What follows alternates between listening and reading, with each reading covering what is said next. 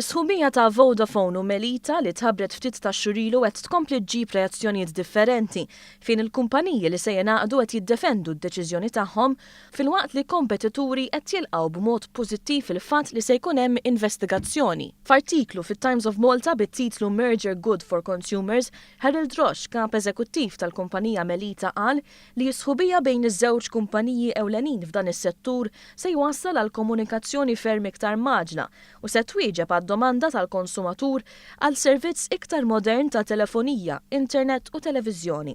Għalhekk għal il-kap eżekuttiv huwa kruċjali li Malta tikkonsolida investiment ta' dan it-tip għall infrastruttura diġitali ġdida bħal-mija l-5G, investiment li huwa pedament tal-prosperità għan-negozji tagħna u għall-ekonomija tal-pajjiż, jgħid il-kap eżekuttiv.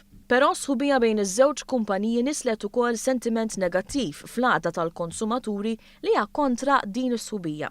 Saħħu li minħabba li wara li Vodafone u Melita jissieħbu se jkun hemm biss żewġ kumpaniji tat-telekomunkazzjoni minflok tlieta, il-kompetizzjoni fis-suq se tonqos. L-Awtorità Maltija l-Kompetittivita u l-Affarijiet tal-Konsumatur l-MCCAA qalet li se tinvestiga din l-għaqda u l-kap eżekuttiv ta' Go PLC għattila keżef laqa din l-aħbar. We do welcome a regulatory decision to go into the investigation phase of the Melita taking over Vodafone.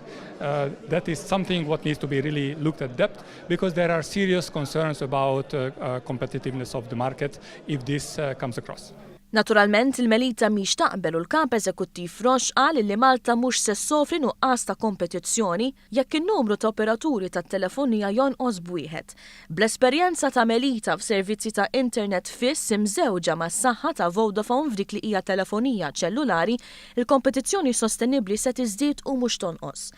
Il-kap eżekuttiv tem jgħid li jekk is-sħubija tkun approvata mill-MCCAA, din se tkun l-aħjar opportunità biex f'Malta jkun assigurat investiment kontinwu fit-teknoloġija.